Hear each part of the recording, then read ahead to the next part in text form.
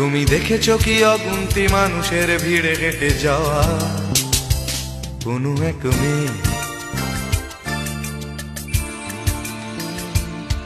তুমি দেখেছো কি অগুন্তি মানুষের ভিড়ে হেঁটে যাওয়া কোনো এক মেয়ে?